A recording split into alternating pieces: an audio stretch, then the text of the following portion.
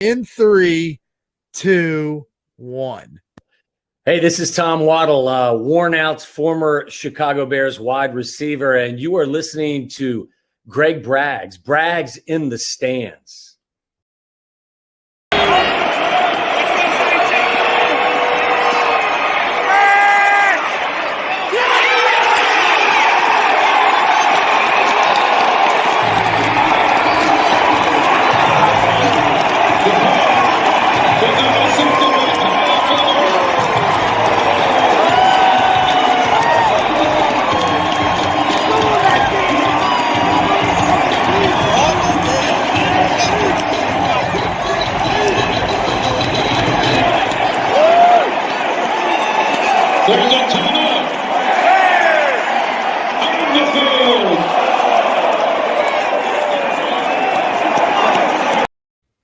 Cannot wait to get back. Schedule release time. Let's go.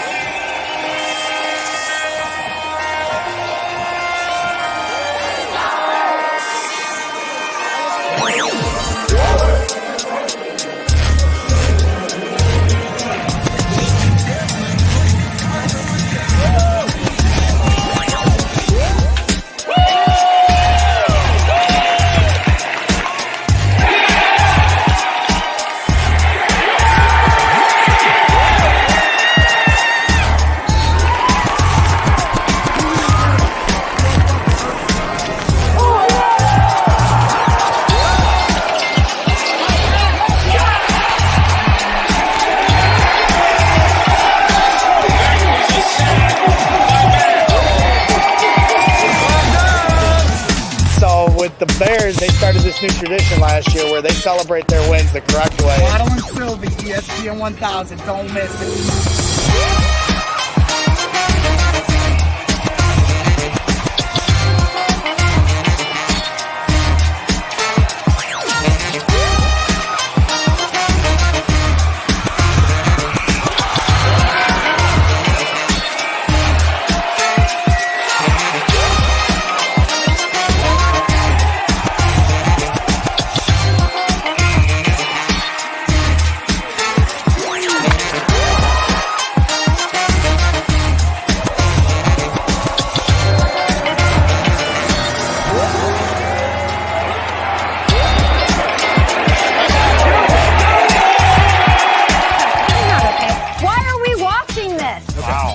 I know what you mean. It's like their own Philly. Okay. Okay, I think what it is. We shouldn't be showing this. Am I crazy?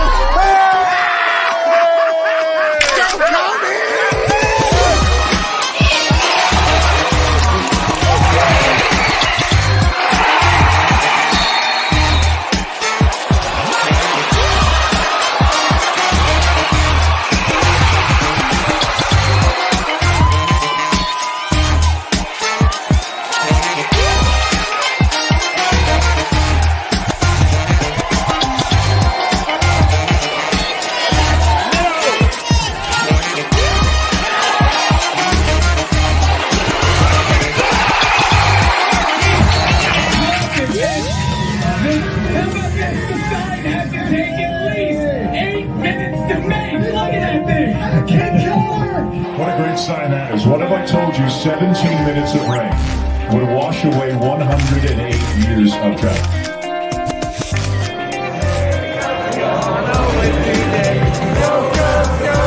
Do you see this team growing into the team that you were in 2005? There's great practice, everybody.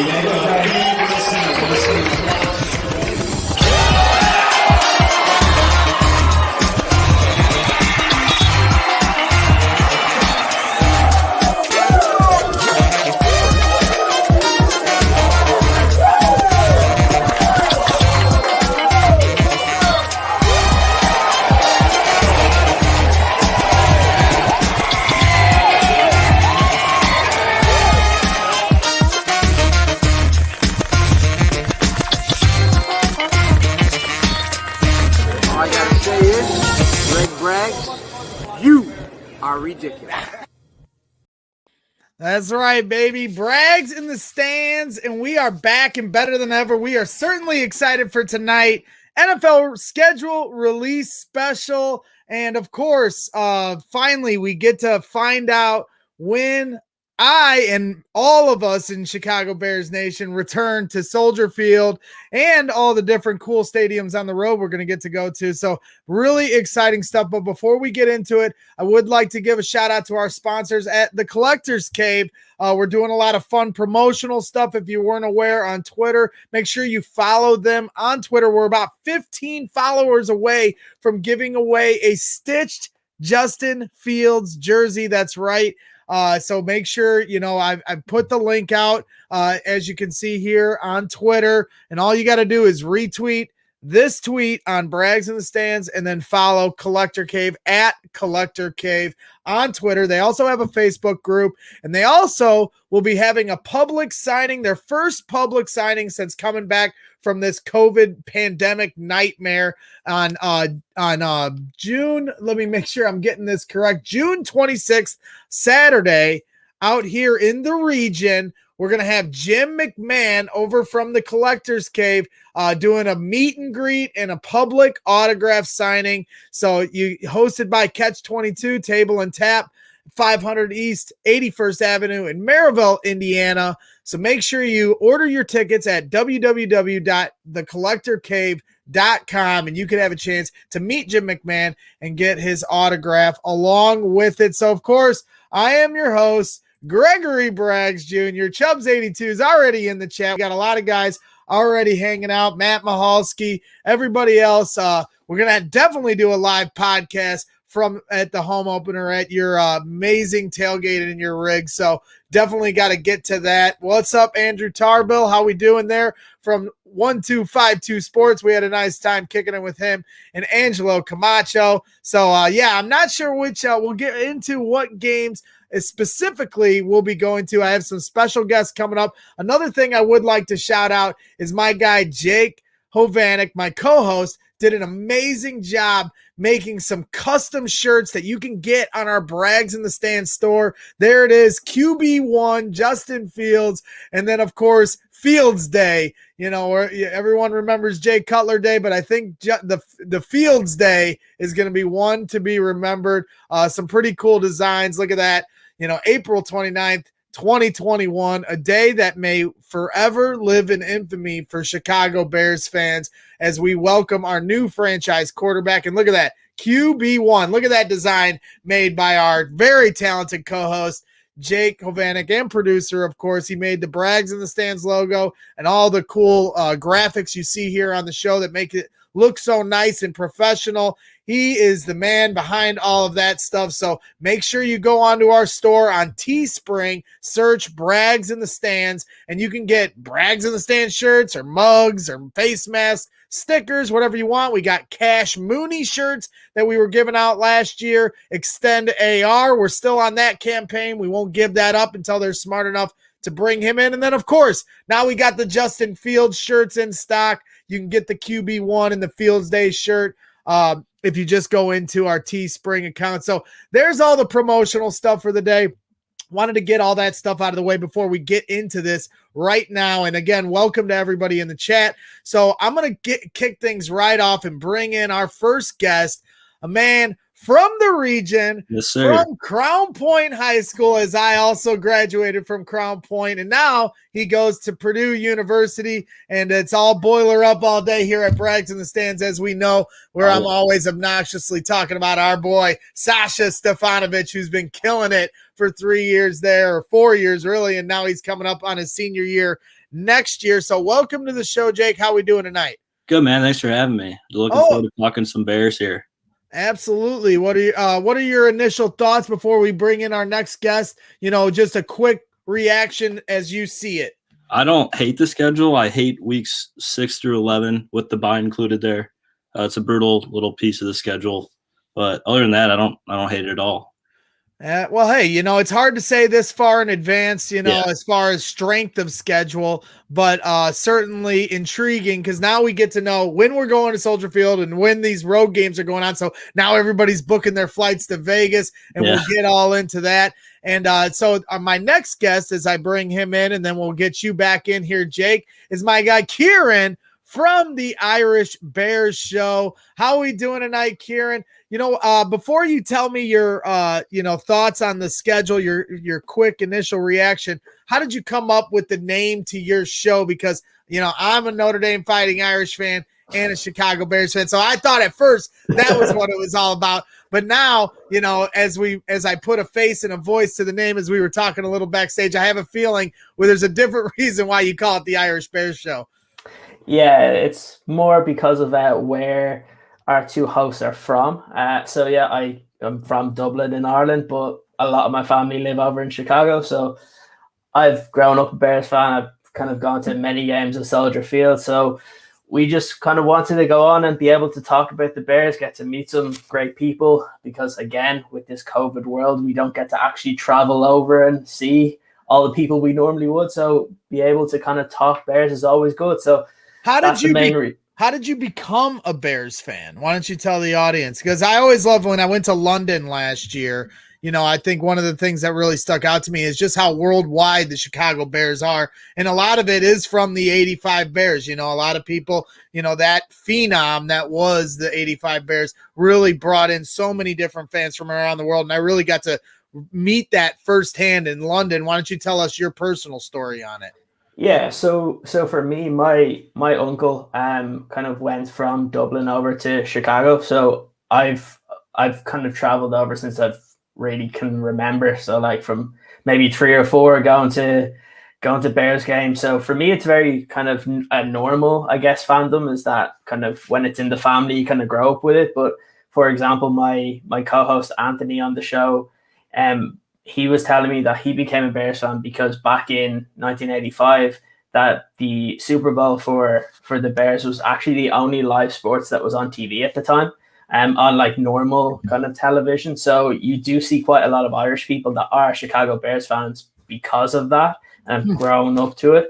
Now, if you walk around the Dublin, you'll see NFL jerseys everywhere. You see Mahomes, you see Brady, of course, but yeah, it's a kind of a mad ride. Especially I was over at the game in London as well for the Bears and the Raiders, and it was really cool. Amazing it was amazing to see kind of all the different fans from all over. You saw even fans from, I think I met a few guys from like Australia and New Zealand, all Bears fans. So it was really interesting. And look, it's definitely an exciting time to be a Bears fan with what's happened the last couple of weeks. Yeah, we've really turned the tide there. I'm mostly Irish, Braggs, I don't know if you'd pronounce it. Do you know any Braggs or Bragg from Ireland? Because that's kind of where my origination of my family's ancestry came from.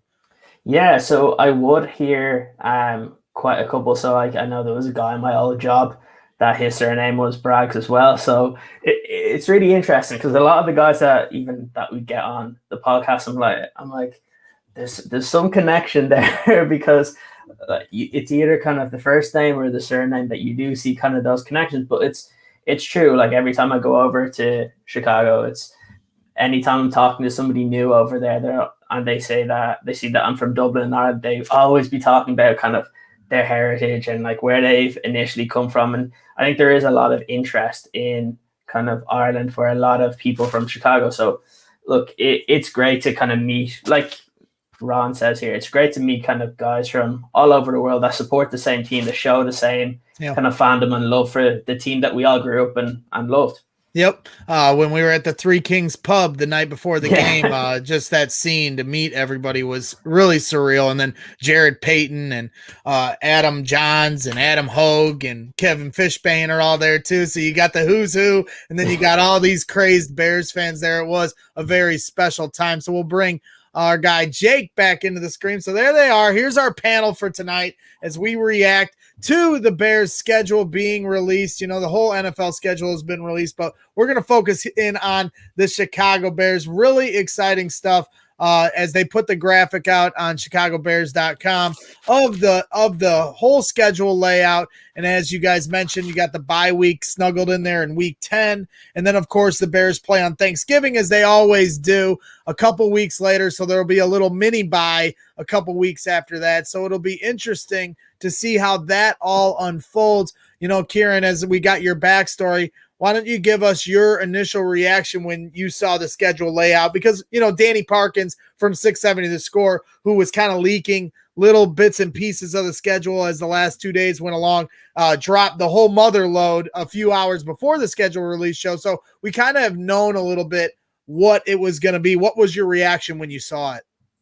I think my reaction was that somebody in the NFL office is very interested in Justin Fields playing for the Bears, because you see that a lot of these primetime games are later on in the season. So obviously we have the opener, but then really after that, you look at from week 9 and there's 4 primetime games. And it just goes to show that I think at some point in the season, they expect Justin Fields to play. And it just goes to show that when you bring in kind of an exciting rookie quarterback, you tend to be put in these slots. And look, we don't know what could happen. Like, they could put the Packers in certain slots and then suddenly Aaron Rodgers is gone and they wanted to shift it. So I guess right now it's exciting, the fact that we all knew what the teams were going to be, and that it's going to be a tricky season but there's a lot of really interesting matchups. And look, I think it's good to be able to see how your rookie quarterback does against some of kind of the better teams in the league.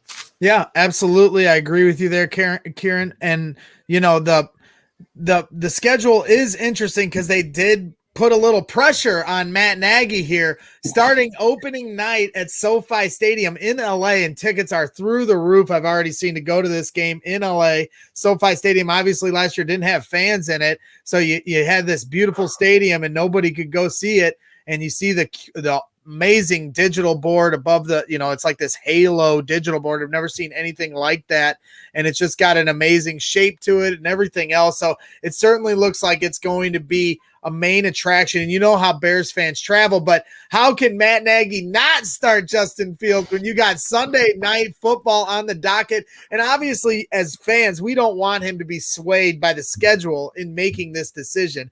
But we've already been down this road when it was Trubisky versus Glennon. And to me, that was to a much lesser extent than what the Justin Fields mania is going to be all about. Because with Trubisky going into that preseason and camp, even though he was out playing Glennon, and I was screaming that to the mountaintops at camp, and most fans were invested in him waiting a year. Most fans were booing him at Bulls games and everything else. So I don't think there were many fans really beating the drum to have him start over Mike Glennon to start the year, other than, you know, a handful of fans. This year, it's going to be all Bears fans united in. I mean, they're already saying it. Start Justin Fields now. They don't want to wait. Screw that. You got your QB1, your franchise quarterback. Start the man right now. That's what all Bears fans want. And for me, I've said it a few times here on the show already, Matt Nagy, it's going to be his biggest decision of this offseason. And to me, you cannot rush this. You cannot predetermine, oh, we're going to sit him for a full year, or predetermine we're going to start him week 1. Let it play out at training camp and preseason. See how he adapts to the team. See how he adapts to the offensive playbook, whatever Matt Nagy has figured out in that regard, and see if he can pick things up fast enough. I mean, is it going to be a Russell Wilson situation? You know, he's compared his game to Russell Wilson. Will he be able to come in the way Russell Wilson did and just straight up take Matt Flynn's job because he was better than him? I think that is something I anticipate, but I don't want to predetermine it. Or is it going to be the Mahomes thing where he sits a year behind a veteran quarterback and is groomed the proper way, or the old school way? You don't see most quarterbacks sit for a whole year. So I think it'll be interesting to see that unfold. Jake, where is your mind space at when it comes to that? You know, we've got the week 1 schedule, Sunday Night Football, Bears versus Rams. Matt Stafford's on the Rams now. Do you think that Justin Fields will start week 1 and and should he? Not so it's a double-barreled question. Do you think he will, and should they? Do I think he will? Honestly, yeah. Do I think he should? Not necessarily. I think it's going to be kind of forced. But at the end of the day, like he's going to be our guy. He might not be very good week one, but I think, I mean, every Bears fan, including myself, has the reason to believe, like by come week 5, 6, and all the way through the season, he's going to be the best quarterback on the team. So I don't know. I was hoping for an early bye in the season, like a week 4, week 5 bye, so that he could sit 4 games or the first month and then come in after the bye and just it's his job from there. But I don't think that'll happen. I think Nagy knows that he's got, a gun to his head and he's fighting for his job. So yeah, I mean, I certainly think Tom Waddle, as you saw to start the show with the little promo, he said last week he thinks now Matt Nagy and Ryan Pace have a 3-year leash extension from making this move. I kind of pushed back on that. I'll give them, I think they're safe for this year, no matter how it plays out. But then next year certainly has to show something.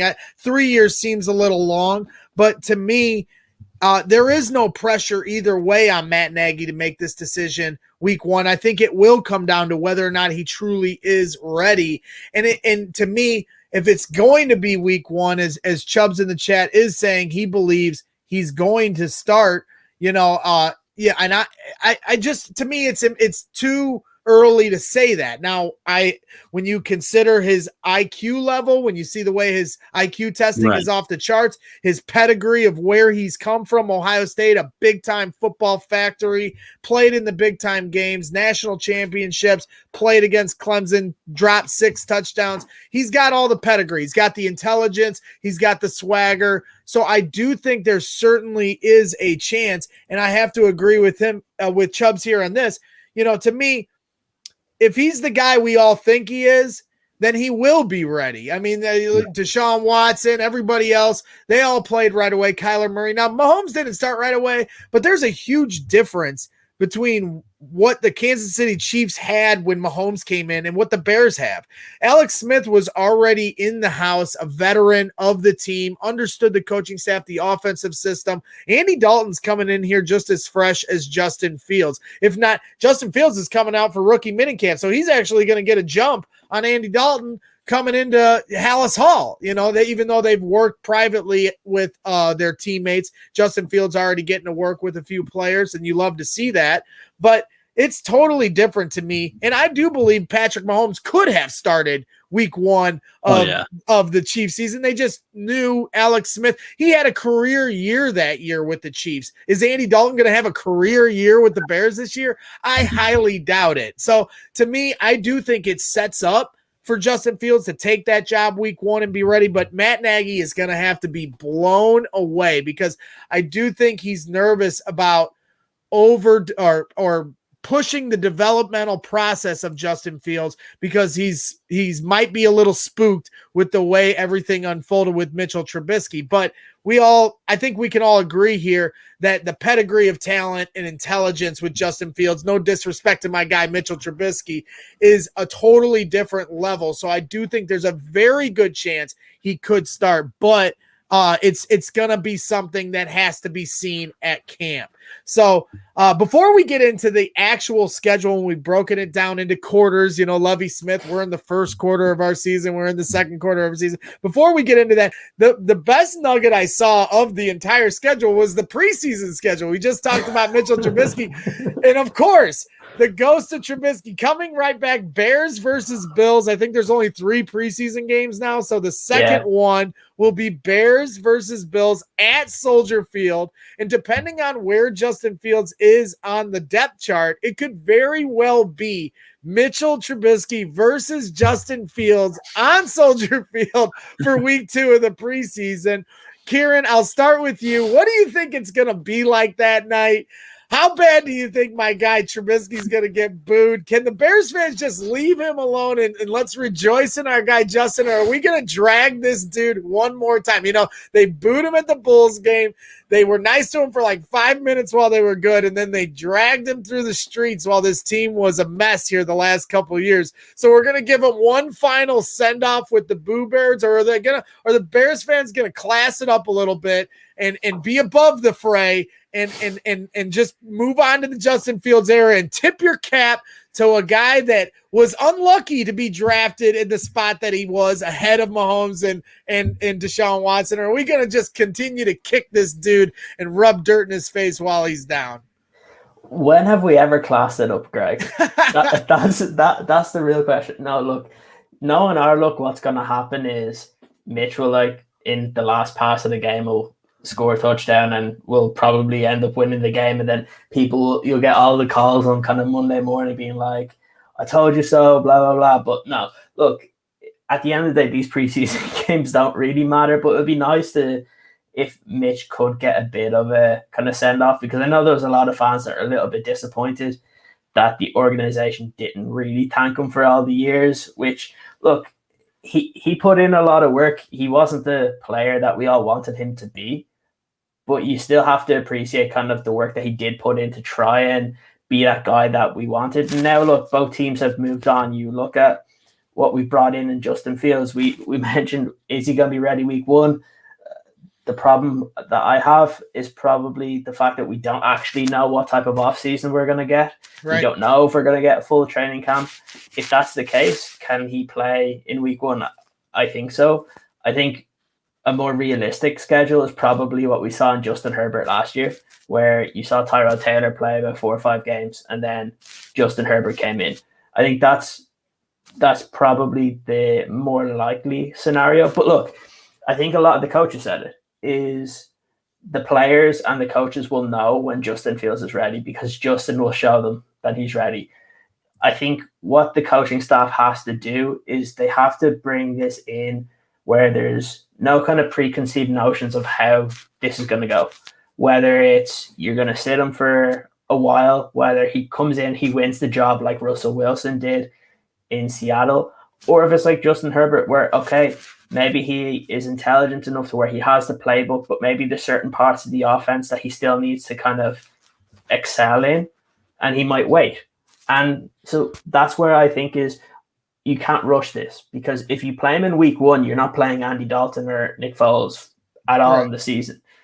But if you want to be able to ease him into it, so maybe you're looking at kind of week 3, 4, or 5, well, then you give Andy Dalton that start. And then when Justin Fields comes in, you have to remember, once he comes in, nobody else is going to be starting unless he gets injured. So that's why they have to be very careful in how this works out. Look, we all know what's going to happen. We're going to hear it this weekend from all the Chicago media. They're going to be like, Justin Fields looked amazing again in 7-on-7 in shorts, and he should be starting week one. We know that's what's going to happen. But I think as Bears fans, we do have to temper the expectations a little bit, because look, the first game that we saw Mitch come out was in a preseason game against Denver, and we all thought that he was the next coming. so I think, the stadium was electric as he hit. Who was the wide receiver from the New York Giants that he hit on the little out route? Victor Cruz. Victor Cruz, and the crowd went wild. That was the first kind of real spark where people were like, oh, maybe we have something here. So that's why I do think this preseason and camp will be more important than your run-of-the-mill preseason if you had a veteran quarterback. But I have to agree with you there. Maybe it is the Justin Herbert, and what's funny is he sat a few weeks and still threw for 4,000 yards for the Chargers. So if that happens for Bears fans, we will be absolutely out of our minds. And I also think now with 17 games on the schedule and an extra team that makes the playoffs each year, you have a little bit of leeway to slow the process as much as you need to, where you can still potentially make the playoffs. Because, as we've been talking about with everything going on with the Bears, our boy over in Green Bay is talking about leaving house, which could completely open up the division, because that's going to be another part of the temptation apple for Matt Nagy. Is this division is up for the taking if Aaron Rodgers jettisons to Denver, if the reports are true in that regard. And however that shakes out, certainly if he's not playing for Green Bay, now all of a sudden it's the Chicago Bears division, because the Vikings and Lions are trash until they prove otherwise. And I'll say that profoundly on this show. I might be a little too scared to talk crap to the Packer fans as they beat our faces in for 2 decades, but I'll talk as much smack as I want to Lions and Vikings fans because they got no room to talk, even though that's all they do on Twitter. So Jake, as far as the schedule, we get into it. LA week 1. How about we get right into the first 4 weeks and then we'll kick it back to you, Kieran. We got the Rams on Sunday Night Football to kick it off. Then week 2, we're at home against the Cincinnati Bengals and Joe Burrow. And he was an amazing, first round pick and then got hurt at the end of the year. And then at Cleveland week 3. So back-to-back Ohio teams. That'll be certainly a week 3 game that I'll be considering traveling to. That's an easy drive. And I know the Browns fans are fun to be around. And then Detroit at home, week 4. When you look at the first quarter of our schedule, what stands out to you, and how do you think it'll shake out for the Bears? Well, I think that O-line is going to really get put to the test week 1 against the Rams. So I don't know. I'm looking forward to seeing how our young guys are doing, like Tevin and what was our 6th rounder's name? Borum. Yeah, Borum. It sounds like a big body name. Body name. I'm looking forward to seeing. Sounds like an element. It almost sounds like an element, Borum. Yeah. I'm looking forward to see how the O-line's doing week 1. And after that, I think we could listen. I think the Rams game's a toss-up game. It's going to be Stafford's first game with that system. So who knows? We might catch him off guard, especially if our defense starts playing like we know they can. And then I think if we win 2 or 3 games of those first 4, I think the Lions is guaranteed victory. I think we win 2 or 3 of those. I think we're in good shape, honestly. Yeah, I mean, I agree. I think 2 or 3 wins is where it's going to be at, depending on who the quarterback is and how Matt Nagy's running his offense. Because I think a lot of people now are like, okay, problem solved. Mitch is gone and everything's okay. You know what? Matt Nagy still has a lot to prove to me as a fan and a lot of other fans, and how he runs an offense and consistently, short yardage, clutch situations, situational football. He was all over the map, doing toss plays to Cordero Patterson to the short side of the field. Those kind of things. If it's 3rd and 1, I don't care who your quarterback, you're calling that play. Now, the reverse argument to that is, well, he has a quarterback that's extremely limited, so the defense is able to box him in. Okay, let's see. I want to see all that play out. I'm totally open to that being the reason why, but I'm not going to sit here and say, oh, Matt Nagy's going to have everything solved and they're going to start running things like the Kansas City Chiefs here now that, old Mitch is gone and we don't have to worry about, crappy quarterback play. We certainly feel like we've got, a good quarterback in house, and the veteran Andy Dalton certainly seems like he's an upgrade of a veteran backup to what we had in Nick Foles last year. But I think the key, as you just mentioned, Jake, with the offensive line, that is the key, because outside of the quarterback, the offensive line is what's going to dictate whether or not this team is successful. In the last 2 years with Matt Nagy, one of my biggest gripes with him, everybody talks about the run game. Everybody talks about the inconsistency of the offense or the development of the quarterback, Mitchell Trubisky. But to me, a lot of it, and this is where I got that truther crap piled on me, it was just trying to show, hey, look, Matt Nagy 2 years in a row could not identify who should be on his offensive line until like week 10 into the season. Last year he can use the COVID excuse and the preseason, lack of training camp.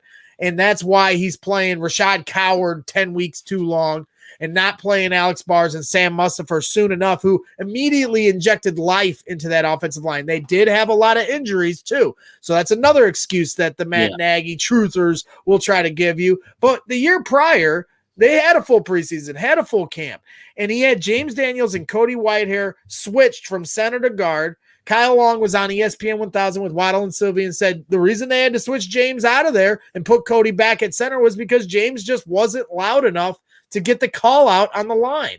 And so now he's gone back to guard. He seemed like when he was healthy to start the year last year, certainly seemed more natural and better suited in that position. But it took Matt Nagy too long to figure that out 2 years ago. He also mentioning Kyle Long 2 years ago. If we go back to that moment, he played Kyle Long 5 weeks too long into the season. And then, we were at the London game, Kieran, and that was the last game Kyle Long played for the Bears, as he was benched after that because he just couldn't play anymore. Well, it took Matt Nagy 5 weeks to figure out with respect to him. So this year, he's got to have a beat on who his offensive line is. He's got Borum as a guy that's in the later rounds. You're hearing good things about his strength and his power, but that's a later round pick, so the chances of him being ready to be at any kind of starting spot is probably way too out there. But Tevin Jenkins, as you mentioned, this guy is a monster. You can already see it in some of his highlights, and then also, in his press conference, you can see his attitude. So, my guys over at the Tape Never Lies Network, Phil and Shane, they are adamant to me that he will be ready to start week 1 as a left tackle. Now, for me, as just a novice fan in the stands, I'm sitting here like, let's take our time here, just like with the quarterback, Justin Fields. Nothing should be predetermined. If he's ready, great. That is the best thing that could be for the Bears.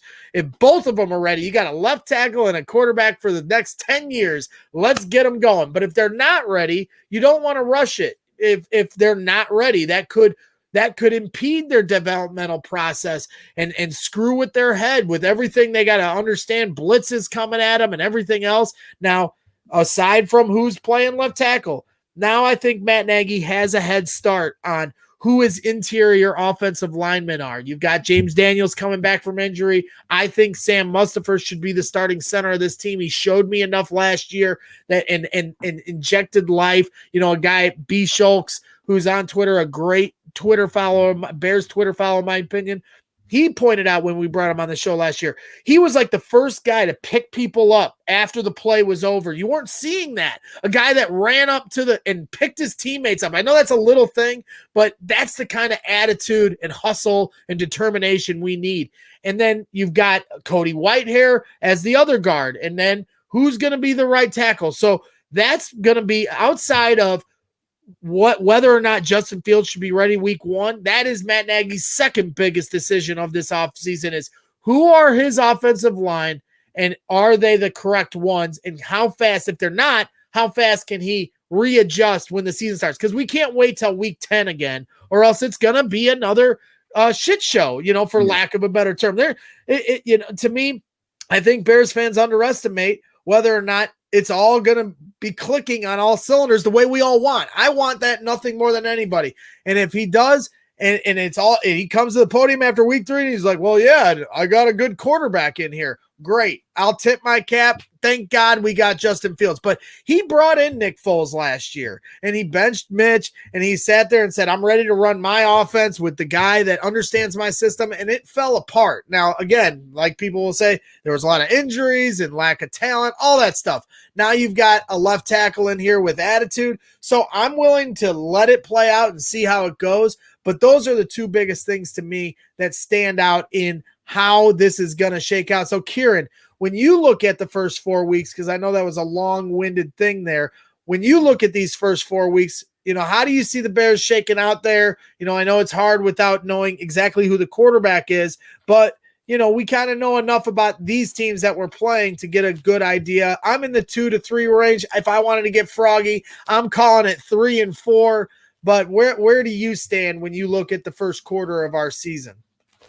It's an interesting one, because I think this is where you kind of have to set in stone what the season's going to be like, because especially if Andy Dalton does start the season, because let's say the Bears do go 1 and 3, how much more is that pressure going to be on to play Justin Fields if, let's just say, he wasn't ready? That's going to be a big issue going forward. You don't have to look at that first game to look at kind of the defensive line that you're coming up against. You look at Cleveland, who have a really good defense as well. It's going to be tough on this offense if they're not clicking on kind of all cylinders at the start. So it is going to be interesting, I guess, that you talk about the offensive line. Will Tevin Jenkins be ready? Even if he is, he's still coming up against a really good defense that even the best offensive linemen in the NFL have a lot of problems with, the likes of Aaron Donald anyway. So it's going to be a big test, I think, for the offensive line for the Bears. The one thing that I would say that I think is good compared to last year, I think the depth, especially on the inside, is very good. Like last year when we were kind of savaged by a lot of the injuries, there was guys coming in that people really never heard of. The kind of 2 7th-round picks, I think, started in one game, and Right. that was really bad. And you see it now where you do see the likes of Mustafa. You have Bars that probably isn't going to be playing. You have Wilkinson that we've signed. You're going to have Larry Borum that we don't know whether he's the kind of swing tackle. Will he get pushed into guard? Will he possibly get to play at right tackle? Or if that's going to be Ifedi. So I know that one of the coaches today said that they're very happy with Ifedi, and obviously the fact that they gave him $5 million to kind of come back. A lot of people said that he actually had a better end to the season than Charles Leno, which I kind of agree with. But it's going to be a really interesting one where I think the offensive line and defensive line for the Bears early on is going to be really, really important to set the tone to how the season's going to go. Because if Justin Fields isn't ready at the very start, that pressure is going to build up because there's some big games there. I think the Bears have to win that Cincinnati game. They have to beat Detroit because the other 2 games are going to be close, but they're going to be very difficult because of the defenses. We've seen what's happened with the Rams. We don't know how ready Matthew Stafford's going to be. We've seen it in the last couple of years that injuries have kind of savaged him as well. So I think it's an interesting start to the season because you can probably definitely debate that the Bears could go whatever it is, 2-2, 3-1, but you could also go on the other side of things that if they do start off pretty bad, then those calls for Justin Fields are going to get that much louder. And how much if they do go, let's say 1-3, Matt Nagy might end up going into that self-preservation mode where he's going to need to get Justin Fields in because, like we said, if you lose 3 or 4 games at the start of the season, you're 2 or 3 weeks away from not having a job. So it's I think the start of the season is going to be really important. I think at the very least, the Bears need to go 2-2 there to kind of set themselves up for that middle part of the season where they can kind of build on it a little bit more. Yeah, I completely agree with that. 2-2 is the minimum. 3-1 is probably best case scenario. 4-0 is we're living the dream, and Justin Fields is the greatest quarterback in Chicago Bears history 4 games into his career.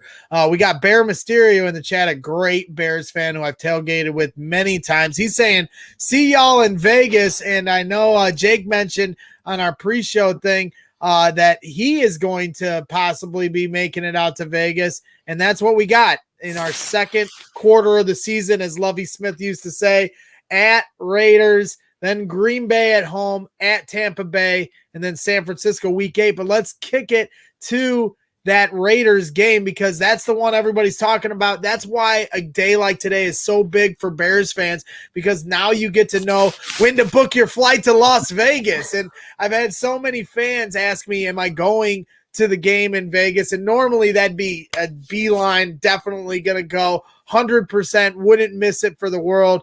Allegiant Stadium, hasn't been seen. It looks like the Death Star from Star Wars or something, or a Roomba vacuum from overhead. But either way, I cannot make it to the Vegas trip because I'm going to Las Vegas the 3rd week in August for a good friend's bachelor party. So I'm already in the hole for that. And two Vegas trips in 2 months I don't got that kind of money in my pocket. But I've already seen the amenities that they're putting out there for this Las Vegas stadium here for the Raiders. And they've got their own club in one of the end zones where there's like hot tubs and, who knows, everything else is going to have all the bells and whistles. So, Jake, I'll start with you. Are you going to Las Vegas for sure? And have you looked at tickets or anything else? Where's your mind space at when it comes to the Vegas game? It's not a for sure thing yet. It's like I'll be a senior in college, so it'll be during our fall break, and a bunch of seniors from Purdue go to Las Vegas over fall break. So And it just so happened to be the same weekend that the Bears got scheduled to play the Raiders, so it worked out perfectly for me. So there's like an 80% chance I'll be there. There you go. That's exciting stuff. You are not allowed to take Sasha with you because he has work to do. So no distractions. Sasha don't come out. He's got to be in the lab working on that shot so we can get that national title home to Mackey Arena and the Banners.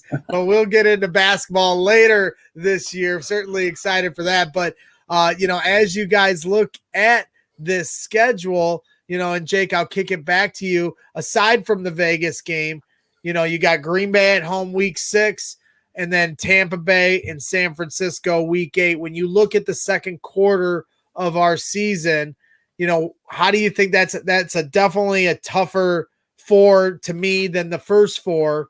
How do you see those 4 games shaking out? What concerns you? Where's your thought process with that? I mean, I think this is where the schedule gets really tough. I mentioned at the beginning of the show, I think week 6 through 11 with the bye week in there is going to be brutal. I even think that Raiders game at the Raiders, we were supposed to beat the Raiders 2 years ago in London, and we couldn't hang on in that game. So I don't know. I think the Raiders game will be tough. Assuming Rodgers is still on the Packers, that'll be tough. At Tampa and San Francisco, all those teams besides the Raiders, have good pass rushers. And so it's a question marks for the O-line again. And Tampa's got an absolutely awesome defense. So if Justin Fields is playing that game, that's when we get to see, how ready he is to face elite level like linebackers and cornerbacks and pass rush. It's going to be. We'll get some answers there for sure. Facing the defending Super Bowl champions in their house going to be no easy task, but we'll have Chubbs in the stands, so he'll be heckling them, and that'll help the Bears, I'm sure, because he can certainly get in someone's head from time to time. So we'll need him to step up his game for his trolling techniques when he goes to Tampa Bay. That would be also a very fun game to go to. Kieran, when you look at the second part of our schedule, obviously Green Bay stands out, at home week 6. Not sure if I don't think that one is a primetime game. I know the Bears have 5 primetime games scheduled for their season, and you can talk about any of these games. But the one question I do have for you in regards to this is you mentioned, the schedule makers certainly are trying to see if they can get some of those primetime games fitted for Justin Fields later in the season and know that he's going to be in-house ready to go for the Bears. But then I look at that week 8 matchup against San Francisco, and they took Trey Lance. To me, this year was the reverse Trubisky, Deshaun Watson debacle that was the pick for the Chicago Bears in 2017. This time, it was the San Francisco 49ers passing on the guy with the pedigree and the national championship appearances and all that. Everything on his resume is can't miss, but they took the guy with only less than 30 starts at a small school, North Dakota State. It's almost the identical situation. Do you think it'll be Trey Lance versus Justin Fields week 8? Oh, I God hope so. That is what I am hoping for in week 8, that it is Justin Fields and Trey Lance, and we get to see kind of what we got to see with when Mahomes came to Soldier Field, where I just hope that Justin Fields throws the winning touchdown and then runs up the sideline counting 1, 2, 3, 4, and just keeps going. That's what I want to see. But look, it's going to be a really interesting matchup. Look, we were talking off air beforehand that at some point in the season, Jimmy Garoppolo is going to get injured and we're going to see Trey Lance. So it would be the perfect story that I think if a game was going to get flexed into a primetime game during that week, that's definitely a possibility. Look, I think without Jimmy Garoppolo getting injured, I don't think that Trey Lance will play that early. I think he's probably the prime candidate to be one of those later guys that's going to play. Him and probably Mac Jones, because I think you'll probably see Cam Newton playing for quite a large portion of the season. But yeah, it's going to be interesting. Look, the Raiders is always an interesting game. Some weeks they look really good. We saw them beat the Chiefs last year, and then there's other weeks they look like they've just been put together. So that's an interesting one. Week 6, the Blake Bortles, Green Bay Packers. That's written down in my notes. Yeah. So look, we're not playing Denver this year, so we don't have Rodgers to worry about, right? Isn't it the most to me? This 4 and we haven't even gotten to the rest of the schedule, and to me, my head's spinning when I was prepping this, so I'm not even sure how it lays out the rest of the way. But this has to be the most intriguing quarter of our season. You've got the Raiders game, which all Bears fans were looking forward to at Las Vegas. Who wouldn't? As a Bears fan, we travel so well. We're gonna paint the town red in Las Vegas. Then at home, who's their quarterback going to be? And then week 7, you got the defending Super Bowl champions. And as we mentioned, week 8, San Francisco, potentially Trey Lance versus Justin Fields. And we get to see if we can get a last laugh on San Francisco, putting one to us when we traded up to take Mitchell Trubisky. But that is going to be my second part of this question of the second quarter of our season. Do you guys believe, and Kieran, you already kind of, tipped your cap to this. So do you believe Aaron Rodgers will no longer be with the Green Bay Packers? I want to believe that it's not going to happen. It's one of those that I think we've been scarred so much by Aaron Rodgers that I think until the day that we really see it, I know there's been like Rob Demovsky and a lot of kind of the beat reporters in Green Bay have said that there's a 5% chance or a 10% chance. I still think that it's just one of those that as long as there's a chance that he's back there, I think we still have to cool it a little bit. It's funny to be able to see Jordan Love and Blake Bortles be the 2 quarterbacks right now in Green Bay. It's an alternate universe we are living in right now. Because the one thing that I keep thinking is in this whole scenario is the fact that if they thought that Jordan Love was the quarterback, surely that they would just go and trade Aaron Rodgers for a boatload of picks and some other players. But what this makes me think is he's probably not that good.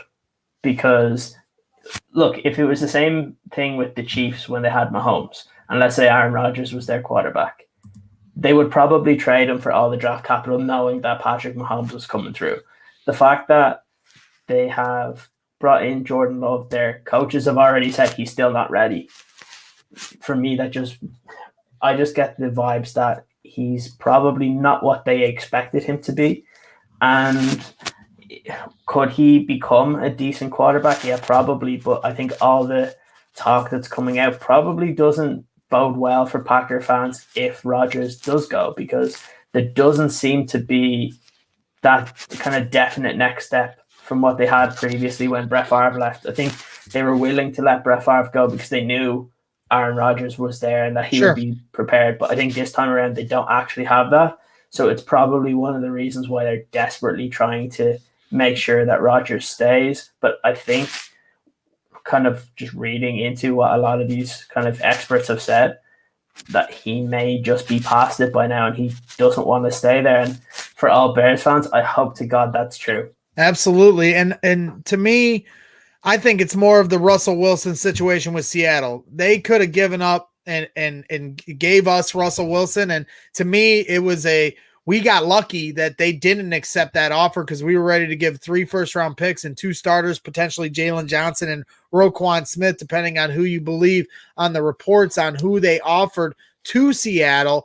And that would have been an amazing haul for Seattle, even though they couldn't guarantee they were going to get Justin Fields. If they had known it was Justin Fields, 2 first-round picks and 2 starters, they might have taken that. But without knowing, having a quarterback of the future. And also, I just think for Seattle, it was a situation, and this is what I think it compares to with Green Bay. I think it's too fast to alienate your entire fan base by getting rid of your golden goose, your god. I mean, Russell Wilson with Seattle and Aaron Rodgers with Green Bay are gods amongst their fan bases. So to just let them go this quickly and take the best deal you can get is probably too abrupt for either franchise to swallow. So that's why they're biding their time. And you've already seen reports that they offered him the largest extension, to make him the highest paid quarterback. So I think they're trying to do everything they can to get that 5% chance. As you mentioned, Rob Demoski, a very plugged in beat reporter for the Green Bay Packers, who puts it at 5% chance he's going to come back. Well, they're going to hold on to that hope as much as they can and hope Aaron Rodgers is bluffing and will take that deal, because we all know Aaron Rodgers can be tough, but maybe he comes to his senses, or he's going to just dig his feet in the dirt, and eventually, Green Bay will either have to just let him go off to greener pastures and then Aaron will have to pay back the money, or they trade him for the best deal they possibly get. But I think it's probably way too soon for them to just give up on it before they truly know what Aaron Rodgers' intentions are going to be. So, Jake, I got to ask you, what do you think will become of our, the new Jeopardy host? Is he going to leave Green Bay to go host Jeopardy? Because I've said on the show before, if he does, I will DVR every episode. I will support him as much as I can. I'll laugh along with him. I'll laugh at all his stupid jokes, and I'll even donate to the show. Where do you stand on Aaron Rodgers? Is he going to be in Green Bay next year? First of all, I think he'd be great on Jeopardy. I haven't seen those episodes yet, but that would be. Yes, I hear he's great on it. Listen, we're not going to see him get traded at least for another month until June 1st because of the contract issues. If they trade him now, they would have to pay the entire salary or a larger portion of it. Whereas after June 1st, it would be they would split it between the two teams in the deal. Listen, if this is either his last year in Green Bay or he's not playing in Green Bay this year. And that makes me happy because I don't think they'll win the Super Bowl this year, and that's all I care about. Right.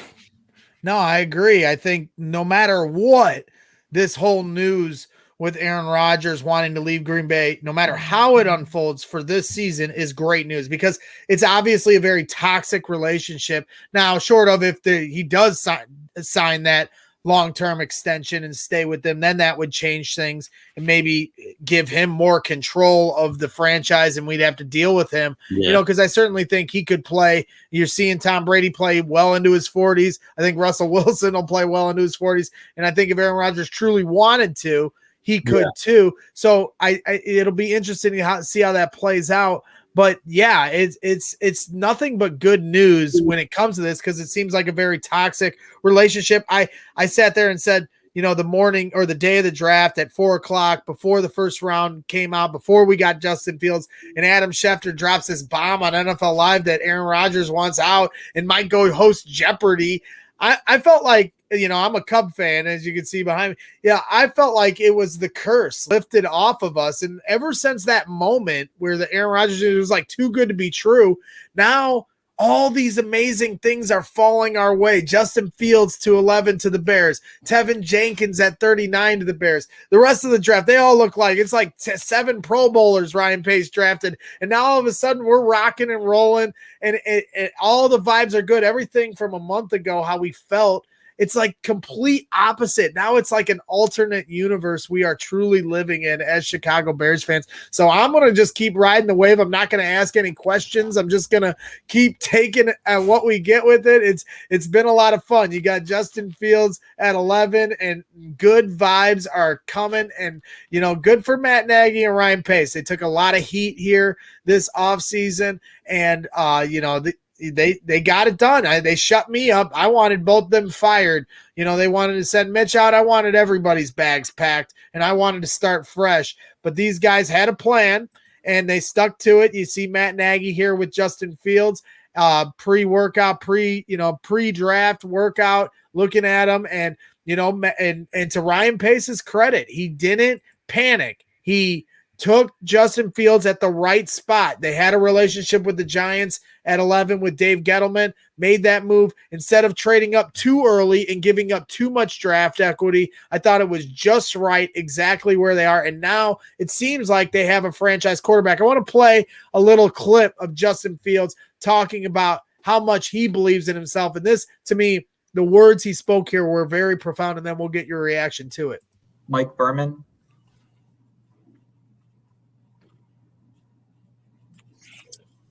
Hey, Justin, welcome to Chicago and congratulations.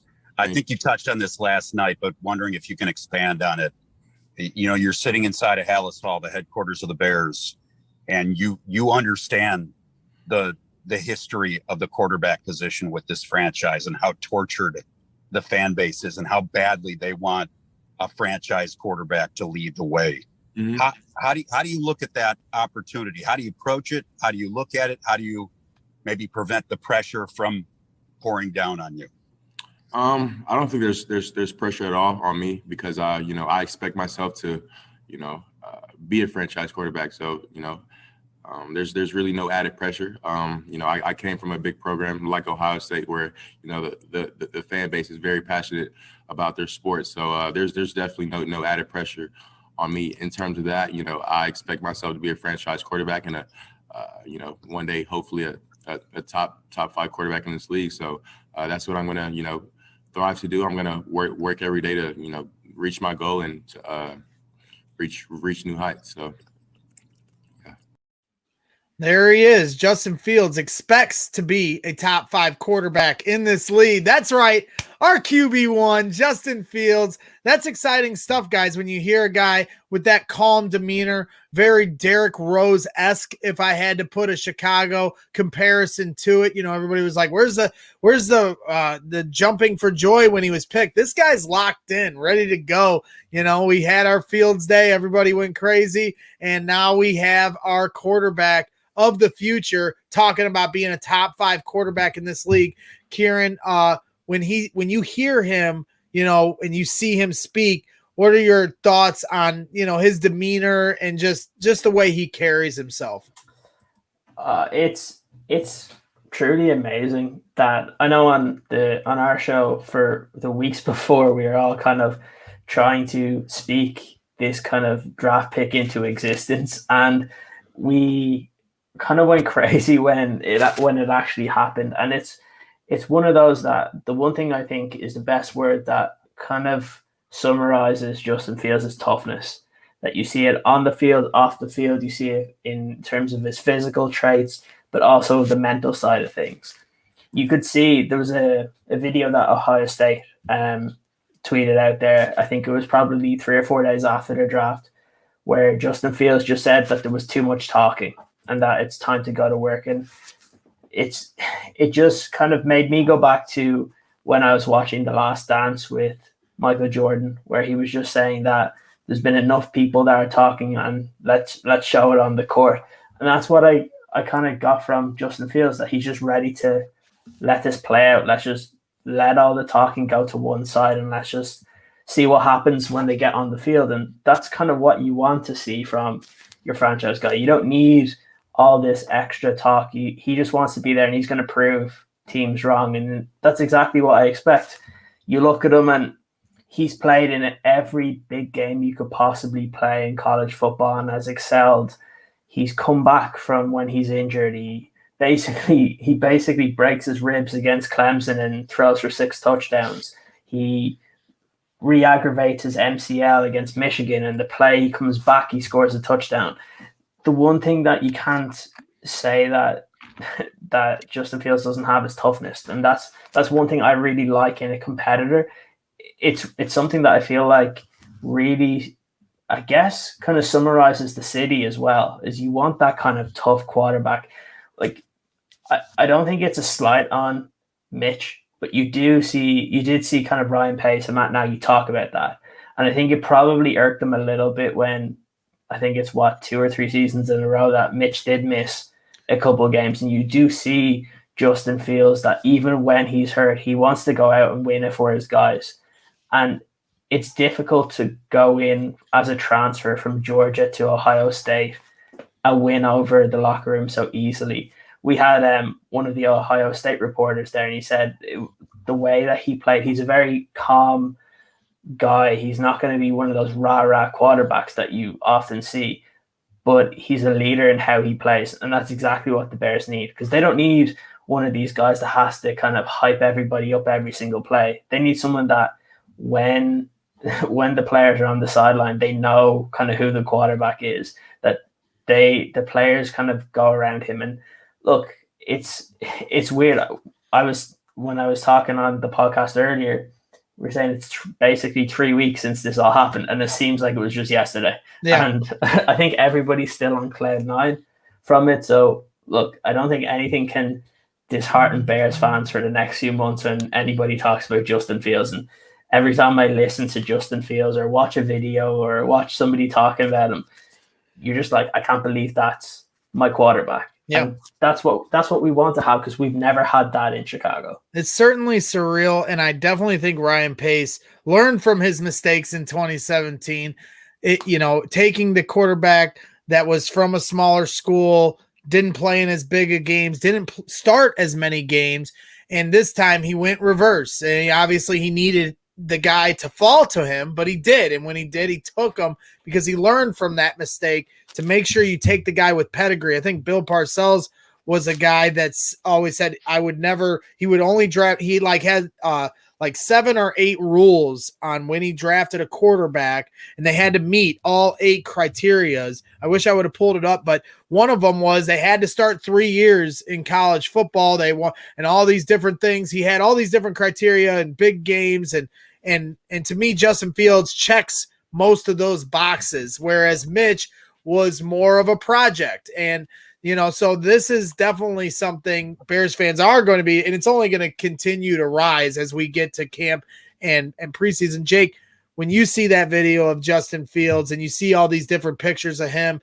and his demeanor and just the way he carries himself, what's your thought process, and how excited are you to see this guy in a Bears uniform? I mostly the same thoughts as Kieran. I just think he's super intelligent, and obviously we saw his memorization test. What was that called? I forget the name of the test, but he got I can't remember. Yeah, they tested like 600 players, and he was number 1. And not only was he number 1, he beat the second score by a lot. So by 10 to 15 points. It was ridiculous. So, and every time I've heard him speak and get interviewed, he's always saying the right things. Just wants to get to work, and I'm looking forward to seeing him get to work. I completely agree. It's going to be a lot of fun to see. When he runs out that preseason tunnel.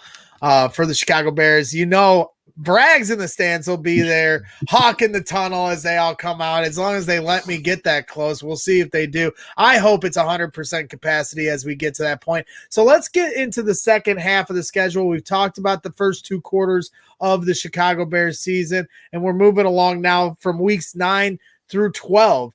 And this is an interesting part of their schedule because they have the bye week in week 10, which I always worry about where the bye week sits. That's one of the first things I look at when I look at a schedule. And when it's early, there's nothing worse than an early bye. So we got what we needed as a week 10 bye right in the middle of the season. That's exactly when the players need it. And then 2 weeks later, of course, the Bears play on Thanksgiving at Detroit.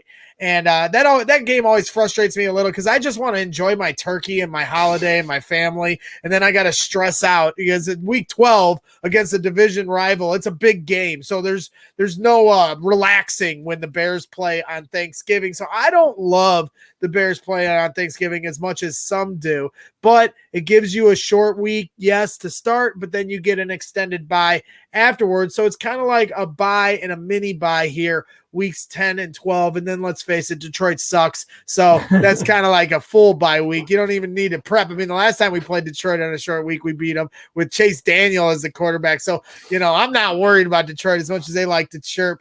Kieran, when you look at this part of the schedule, to me, we talked about the second quarter of the season being real tough and very intriguing as far as these matchups.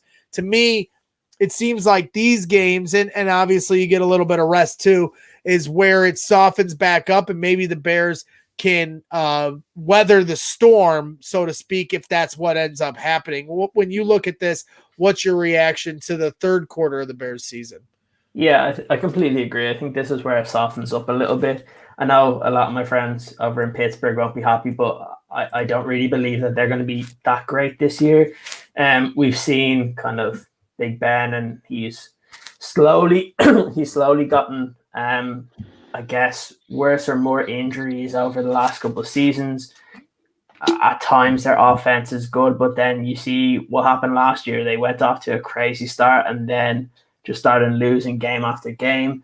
Baltimore is always going to be a difficult task to try and stop Lamar Jackson. If you can stop Lamar Jackson, you can stop Baltimore, but it's going to be tough. And like you said, having Detroit on Thanksgiving, look, as someone that's over here that we don't really get to do much for Thanksgiving, it suits me down to the ground. I finish work and then I get to watch the Bears. So for me, it works out pretty well. But I know for a lot of my family over in Chicago, they probably prefer to watch the Bears on Sunday and just enjoy Thanksgiving with the family. But look, more Bears football for me is always good. And like you said, they get that little bit of a break coming into kind of the tough final kind of quarter of the season.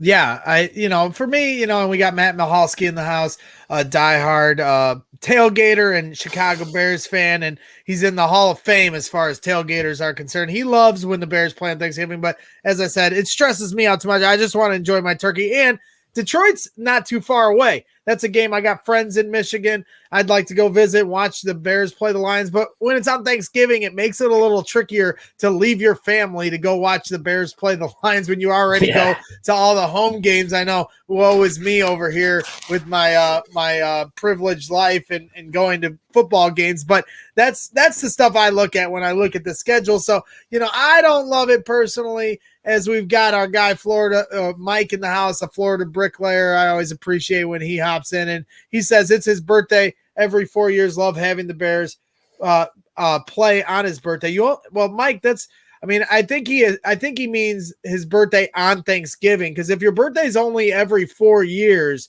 then you're a pretty young guy, Mike. But leap year, I guess. Yeah, he's got a leap year birthday possibly. But Jake, when you look at this third quarter of our season, Pittsburgh Monday Night Football, you got Baltimore, certainly a tough team, but it's at home, and then you've got Detroit on Thanksgiving.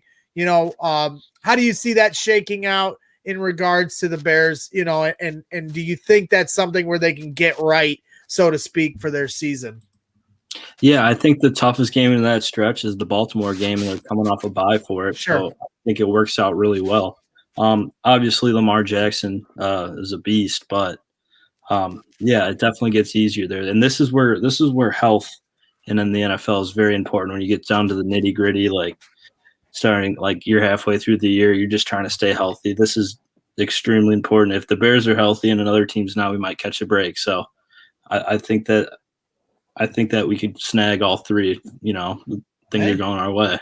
That's what I'm talking about. Absolutely. I agree. I think this is certainly a key point in their season. And hey, when the Bears made the playoffs in 2018, that third quarter of their season in November was when they made their run. So certainly you'll be looking towards that as we get to that point. And then, like I said, and Pittsburgh's another game I'm considering going to as far as another road game I got my eye on. When I drove to Philadelphia for Bears Eagles, when the Bears got whomped 55-12 against the Eagles with my good buddy Nick Henderson, taking me to the game, me and my wife to the game as a wedding present, actually. Real nice wedding present, Nick. Bears lose by 43 with the playoffs on the line, you jerk. But when we drove there, we took the toll road. Coming from the region, me and Jake, both region made, the toll road was an easy cruise all the way to Philadelphia, literally one toll road all the way there. And we passed through Pittsburgh as we got there. And I remember thinking to myself, I was like, oh, this isn't so bad getting to Pittsburgh. So that might be another game I earmark as a game I want to attend, because I know, Steelers fans, there's so much history, and I feel like there's a lot of synergy with Steeler fans and Bears fans. I feel like their franchises are very, I don't know, blue collar. Yeah, it's to say, even though the Steelers have had only 3 coaches in 50 years and we've had 30 or whatever, all this different, turnstile and everything, and they've been a little more steady with their boat. But I do feel like there's some comparisons with the Bears and the Steelers and their old school hard hat, lunch pail mentality, as you just mentioned there, Jake. So definitely got my eye there on the third quarter of the season being pivotal. And now let's move to the fourth quarter of our season. And it's not 4 games, I don't know. I kind of screwed up, how many, but we've got weeks 13 through 18 because now there's an extra game, in our season. So you got Arizona at home, then you've got at Green Bay, of course, on the primetime stage, Sunday Night Football, followed up with another primetime game on Monday Night Football. So you get an extra day off when you got to face the vaunted Kirk Cousins and Justin Jefferson. Had some choice words for old Kirk Cousins, wishing he had Justin Fields on his team, which I absolutely loved. If this isn't, living up to this alternate universe we're living in right now, is Justin Jefferson wishes he was a Bear. And then you got at Seattle, playing the quarterback we tried to get. And then to finish up the season, you got the Giants at home and then at Minnesota, who will surely be out of the playoff race by that point. So you've got, 2 games there at the end that I feel like are crucial, and fall to us very nicely. Finally, we don't finish a season with Green Bay. I hate that. So now we get, some winnable, in my opinion, some winnable games to end our season. Kieran, I'll start it with you. When you look at the end of our seasons, week 13 through 18, what stands out to you and how do you think the Bears will fare with it? I think it's a pretty decent end to the season because especially if they can put themselves in contention to possibly get one of those last playoff spots. Look, Arizona, it's weird because you saw how they kind of fell apart when Kyler kind of got injured towards the end of the season. Green Bay is always going to be tough if they still have Rodgers, but like I said, Blake Bortles will be their starting quarterback at this stage of the season. We have Minnesota. Again, I agree with you, Greg. I don't worry about Minnesota as long as Kirk Cousins is with Minnesota. Seattle, I think, is along with Green Bay are the 2 very tough games there. But then, look, the Giants and then playing Minnesota again. I think this is probably a good part of the season where if you set yourself up reasonably well at this point, you could possibly make a little bit of a run to go in and get into the playoffs, kind of like we saw last season. And look, I guess if you are going to be playing Justin Fields for the majority of the season, just being able to kind of be in contention to make the playoffs, I think that's progress because you see just how good Justin Herbert was last year for the Chargers, and yet they went 7-9. So I think if the Bears can be in contention in those last few weeks to make the playoffs, I think that would be a pretty successful season, given that you would have a rookie left tackle and a rookie quarterback. Yeah, I agree. It's certainly going to be interesting. Seattle being probably the toughest one. Playing in Seattle is always hard with the way the architecture of the stadium with the noise, and the 12th man will be returning to Seattle. They're going to be loud and ready to go. Chubbs is in the chat asking, Justin Jefferson was wishing that Justin Fields was a Viking.